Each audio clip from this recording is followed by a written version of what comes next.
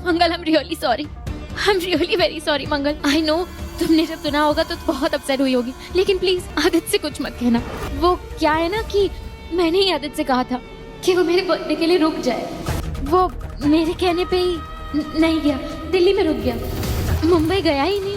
I am really sorry, please Aditya से नाराज मत होना। मंगल लक्ष्मी के आने वाले एपिसोड में भाई एक अलग ही ट्विस्ट आ जाएगा। यहाँ पर कुसुम के सामने तो सच आ ही गया है आदित्य और सोम्या का, लेकिन मंगल के सामने कब आएगा? और यहाँ पर उसको लग रहा था जो प्लेन क्रैश हुआ है ना उसमें आदित्य होगा, लेकिन कुसुम उसको फोन करके बताती है कि ऐसा कुछ भी नहीं है, यहाँ पर उसमें तो लिस्ट में नाम ही नहीं है आदित्य का। अब कुसुम का दिमाग चलने लगता है कि भाई अब कहाँ है फिर आदित्य, अगर प्लेन में भी नहीं है। वो क्या है ना कि मैं चाहती थी कि आदित्य मेरे बर्थडे पे हो, मतलब सारे ऑफिस वाले रहे मेरे साथ, इसलिए मैंने ही उसे रोक दिया था।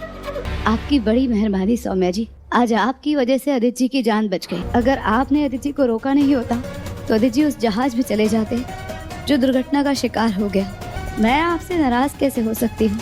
तो भाई कहाँ चला गया? वो ऑफिस फोन करती है, ऑफिस पता लगता है कि आज तो आदित्य छुट्टी पर है, आदित्य आया ही नहीं है और बॉम्बे में कोई नहीं जाने वाला था, सब झूठी चीजें थी। यहाँ पर पता लगता है कि भाई सोम्या का बर्थडे है, और तो भाई अब उसको समझ में आ जाता है कि अच्छा सोम्या के यहाँ गया है आदित्य, और वो सोम्या के यहाँ पहुंच जाती है। पहले तो सोम्या के जाने से पहले यहाँ फोन करती है आदित्य को और आदित्य को बोलती है कि तुम कहाँ पर हो। आदित्य वही झूठ बोलने लगता है कि मैं तो बॉम्बे में हूँ और अभी पहुंचा हूँ, फ्लाइट में था। आपने तो मेरे सुहाग की रक्षा की है। मंगल, मैं तो सिर्फ इतना कह रही हूँ कि तुम आदित्य से नाराज मत होना, उससे कुछ कहना मत। उसने शायद किसी को कुछ बताया नहीं होगा ना, इसीलिए। वो मेरे पति हैं, उनसे क्या कहना है क्या नहीं आप मुझ पर छोड़ दीजिए।